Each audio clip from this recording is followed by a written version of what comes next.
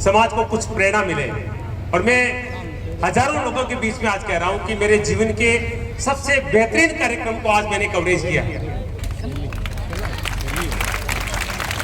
शिक्षक को राष्ट्र का निर्माता कहा जाता है। एक शिक्षक बिगड़ता है तो लाखों बच्चों को बिगाड़ देता है, और एक शिक्षक कोई उदाहरण प्रस्तुत करता है तो लाखों लोगों के लिए प्रेरणा बन जाते हैं।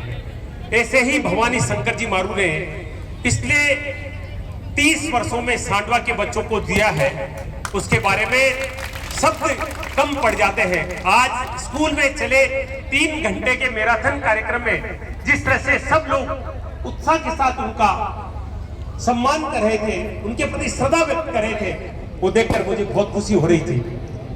आप सब जानते हैं मैं मोटिवेशनल स्पीकर हूँ, बहुत सारे बड़े बड़े स्कूलों में कार्यक्रम करने का अवसर मिला है।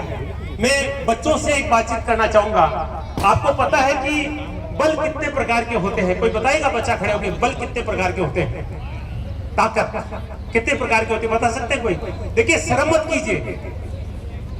एक कहावत सुनिए, जिसने की शर्म उसके फूटे कर्म। शर्म नहीं करनी चाहिए। ये जो चीजें है ना, ये आपके आगे बढ़ने में बहुत बड़ी रुकावट है। अगर आप हजारों के बीच में बोलना सीख गए तो दुनिया की कोई ताकत आपको आगे बढ़ने से नहीं रोक सकती है।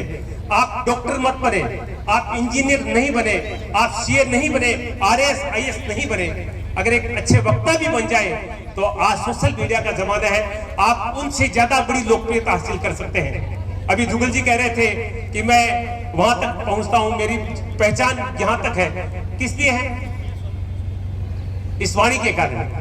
और स्कूल टाइम से मेरी एक हॉबी थी मंचों पर बोलना, कविताएं बोलना, भाषण देना, और आज वो मेरा पैसा बन चुका है। और आज बच्चा बच्चा मुझे जानता है। तो मैं आपसे निवेदन करूंगा कि अपने आप में एक बल विकसित कीजिए।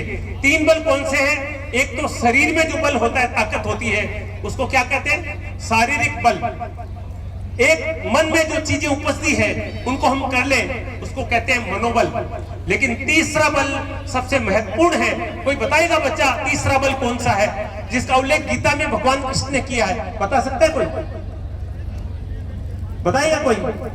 पता हो सकता है बहुत सारे बच्चों को, लेकिन हिचक रहे हैं बताते हुए। वो है आत्मबल। अगर आप में आत्मबल नहीं है तो आप कहीं भी पिछड़ सकते हैं। अब इस एक उदाहरण देना चाहूंगा। आप सबको पता है कि एक अभिनेता, एक एक्टर था जो आईआईटी का इंडियन टॉपर था, और वो एक्टर बना, और एक्टर बनने के बाद में वो मॉडल बना, बड़ा खूबसूरत था, शानदार बॉडी थी, पूरी ताकत थी, लेकिन उसको आत्महत्या करनी पड़ी थी। वो आत्महत्या करके मरा। नाम जानते हैं वो इसका? सुसाइड किया था एक एक्टर ने, सुशांत सिंह राजपूत। सुना ना आपने? अब सोचिए उनको मरना क्यों पड़ा? ताकत थी, बॉडी थी, सुंदरता थी, पैसा था, सब कुछ था, लेकिन संस्कार नहीं थे। भवानी शंकर गुरुजी ने क्या किया? आप लोगों में संस्कार पैदा किए। आप अपने माता पिता के साथ कैसे रहते हैं, अपने भाइयों के साथ कैसे रहते हैं, समाज के साथ कैसे रहते हैं, ये चीजें बहुत मायने रखती है। तो अगर आप में आत्मबल नहीं है तो जब भी टेंशन आता है, आप रोज अखबारों में पढ़ते हैं कोटा में बच्चे ने आत्महत्या कर ली, सीकर में किसी बच्चे ने आत्महत्या कर ली, रिजल्ट आता है तो बहुत सारे बच्चे आत्महत्या कर लेते हैं। क्या मर जाना किसी समस्या का हल होता है? नहीं होता है। इसलिए कभी भी जीवन में समस्या आ जाए, कभी भी कोई जीवन में रुकावट आ जाए, तो अपने आत्मबल को मत खोना। गीता को पढ़िए। केवल किताबी ज्ञान जरूरी नहीं है, आप संतों को सुनिए, गीता का पाठ कीजिए। गीता में भगवान ने वो चीजें दी है। दुनिया की सबसे बड़ी मोटिवेशनल अगर कोई किताब है तो वो गीता है। तो ये सबसे बड़े जरूरी है। आप में कॉमन सेंस में होने। एक ऐसी की छोटी सी बात कह दूं।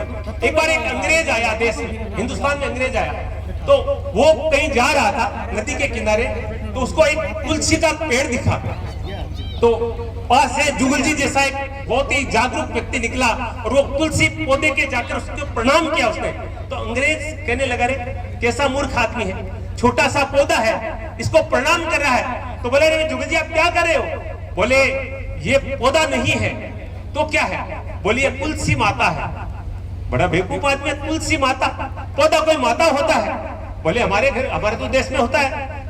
तो फिर आगे चला तो गाय मिल गई, तो गाय को प्रणाम किया, बोले ये क्या है, जानवर को प्रणाम करे हो, तो आपको जानवर लगता है ये हमारी गौ माता है,